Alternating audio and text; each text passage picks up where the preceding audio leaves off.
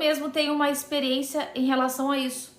Há muitos anos atrás, eu fiz uma promessa para Deus de que se eu passasse num concurso público, o meu primeiro salário eu iria ofertar na igreja. Foi uma promessa que eu fiz, não tem nada a ver com a igreja mandou, ou enfim. Foi uma coisa que eu coloquei no meu coração. E de fato, eu tinha 17 anos na época que eu fiz essa promessa. Passou muito tempo, né? Passou 5 anos. Então teve um concurso na minha cidade, concurso público, e eu fiz. Só que, acreditem ou não, eu fiz esse concurso até mesmo sem estudar, porque eu fiquei sabendo da inscrição dele quando já faltava um dia para terminar, e aí eu tava ao mesmo tempo fazendo curso, enfim. Eu me inscrevi e fui lá fazer a prova só pra ver como que ia ser a prova. E eu passei. E eu fui chamada. E eu fui trabalhar. E aí, por influência de outras pessoas que ficaram sabendo dessa minha promessa, eu não cumpri o meu voto. Então, na verdade, eu fiquei me sentindo muito mal, porque eu pensei assim, nossa, mas eu prometi. Só que ao mesmo tempo eu me deixei levar pelas outras pessoas que falaram pra mim que, nada a ver isso, enfim.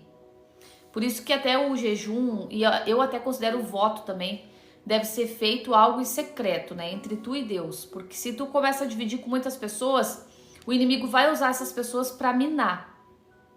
Que nem o próprio discípulo lá não queria que Jesus fosse ser crucificado. Então a gente tem que ter muito cuidado com as nossas particularidades com Deus, né? Nem todo mundo tem a mesma fé e a mesma visão que a gente.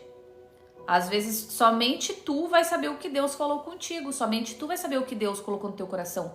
Então não adianta tu querer compartilhar com um monte de gente e querer que as pessoas te apoiem.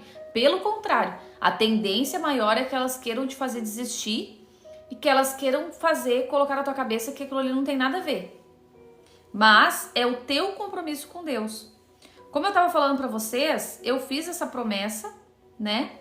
E aí os anos, passaram-se muitos anos, mais ou menos uns 6 anos depois, e eu comecei a orar para Deus porque eu queria mudar a minha vida profissional, né?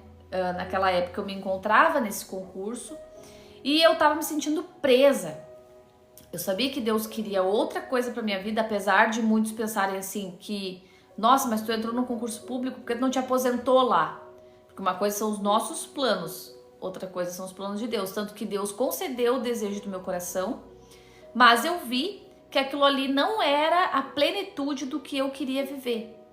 Então eu decidi abrir mão disso. Mas antes de abrir mão,